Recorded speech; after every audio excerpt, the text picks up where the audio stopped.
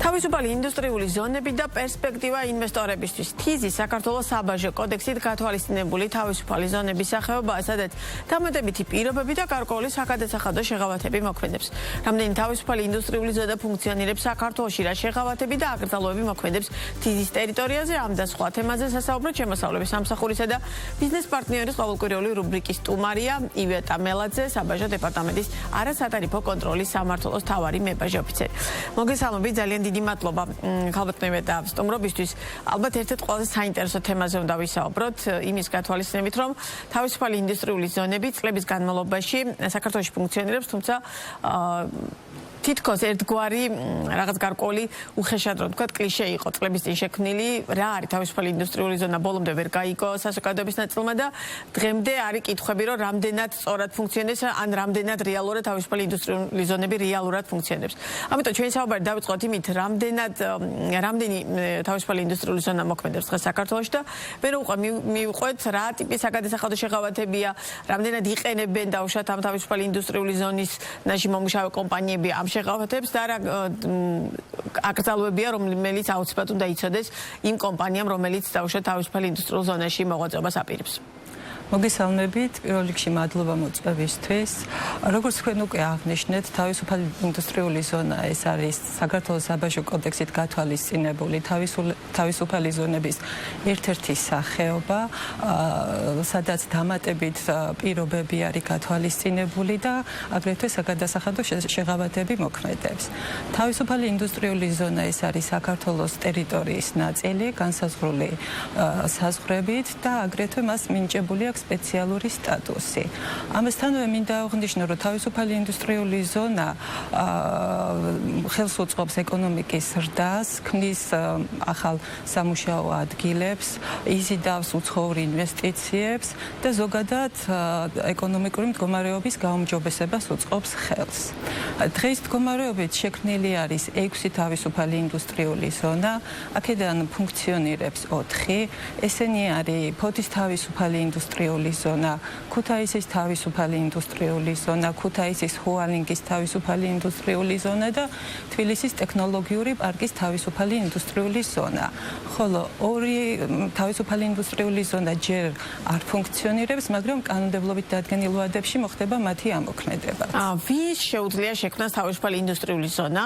ან რა კრიტერიუმებს უნდა აკმაყოფილებდეს თავში ინიციატორები თავისუფალი ინდუსტრიული ზონა შექმნას და როგორია პროცედურა? უნდა მოგმართოთ, მე რა ხდება და მთლიანად ეს პროცესი რომ მოუყოთ ჩვენს მაყურებელს.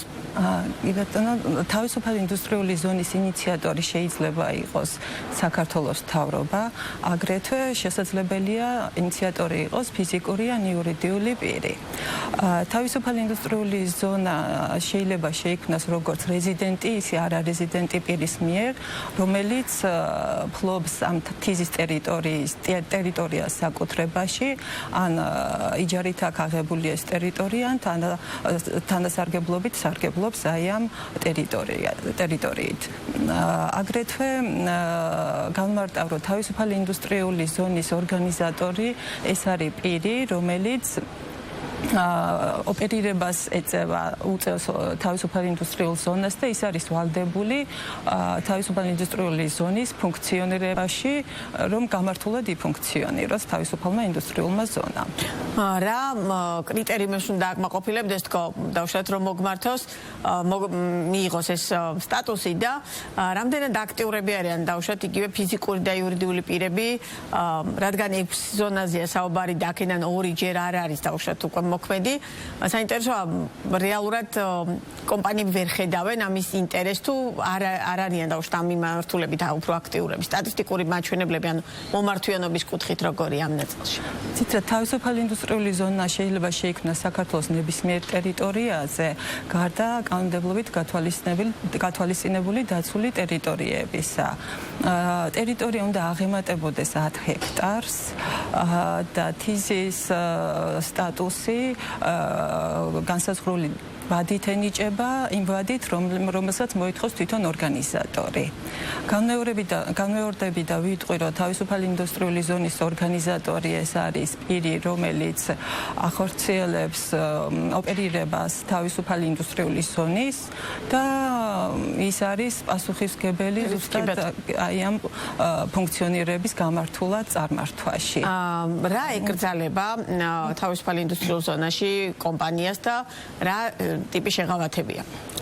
თავისუფალ ინდუსტრიულ ზონაში აკრძალული არის იარაღის და საბრძოლო მასალის შეტანა, შენახვა, წარმოება და რეალიზაცია.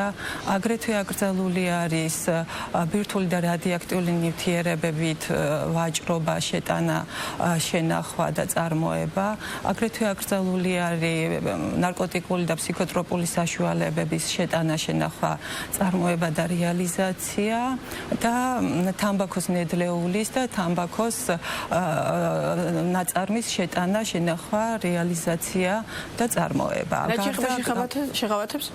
გამონაკლისია თამბაქოს შემთხვევაში თუ ადგილობრივი მოხმარებისთვის შეიტანენ.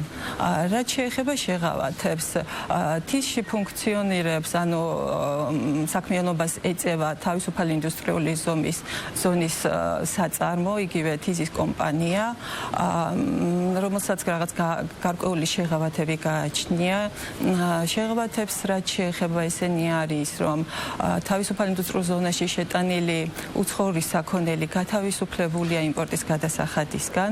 აგრეთვე ამ გადასახადისგან არის გათავისუფლებული თავისუფალ ინდუსტრიულ ზონაში წარმოებული საქონლის საქართველოს ტერიტორიაზე შეტანა, ანუ გაიმპორტება.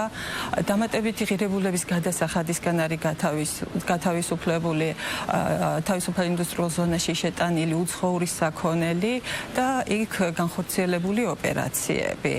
გარდა ამისა, მინდა ვთქვა, რომ თავისუფალი ინდუსტრიული ზონა გამოიყენება არა მარტო წარმოებისთვის, არამედ შესაძლებელია აქ მოხდეს საქონლის შეტანა და შენახვა. და ის საქონელი, რომლის წარმოებაც ხდება თავისუფალ ინდუსტრიულ ზონაში, მას ენიჭება ქართული საქონლის სტატუსი და გაიცემა შესაბამისი საქონლის საქართველოში წარმოშობის დამადასტურებელი სერტიფიკატი, რომლის გამოყენებაც შესაძლებელია იმ ქვეყნებში და მიიღებენ შესაბამისად შეღავათს, რომელთანაც საქართველოს აქვს თავისუფალი ვაჭრობის შესახებ შეთანხმება გაფორმებული და ეს ქვეყნები არის ევროკავშირის ქვეყნები, ჩინეთი, უკრაინა, თურქეთი და კიდე ბევრი სხვა ქვეყანა. და ჩვენი საუბრის ბოლოს მივედით ერთ-ერთ ყველაზე კარგ ნაწილამდე, რა სახის საწარმოები ფუნქციონირებს თიზებში, უფრო ზუსტი იქნება თუ ვიტყვი და რეალურად რამდენი კომპანიაა დარეგისტრირებული თავისუფალ ინდუსტრიულ ზონებში? თავისუფალ ინდუსტრიულ ზონებში ძალიან მრავალფეროვანი საქონელი იწარმოება. ჩამოთვლის ზოგიერთ მათგანს ეს არის გაზქურების წარმოება, გაზის გამაცხელებლის წარმოება, წყლის გამაცხელებლის წარმოება უკაცრავად, აგრეთვე ლამინირებული იატაკის წარმოება, მანქანის ნაწილების წარმოება, ავტომობილების ზეთის და აგრეთვე საპოხი მასალების წარმოება, აქ ხორციელდება თხილის გადამუშავება, მოხალვა, ხე-ტყის დამუშავება და კიდე მრავალი საქმიანობა, ყველას ახლა ვეღარ ჩამოვთვლით. კი ბატონო, და აუცილებლად ასევე მინდა ვიკითხო, რეალურად კიდევ ერთხელ რომ აუხსნათ, რატომ შეიძლება იყოს თავისუფალ ინდუსტრიულ ზონაში დარეგისტრირება მიმზიდველი კერძო სექტორისთვის, კომპანიებისთვის და რა ვადა საჭირო გადაწყვეტილების მიღებამდე, ანუ განაცხადის გაკეთები და რა ვადაში იღებს კონკრეტული ინვესტორი იქნება თუ კომპანია პასუხს თანხმობაზე ან უარზე, იმიტომ რომ ამას აქვს ძალიან მნიშვნელობა, მე უკვე რეალურად რამდენად გამართულად შეუძლია ბიზნეს საქმიანობა დროულად და სტრაპტებში განახორციელოს.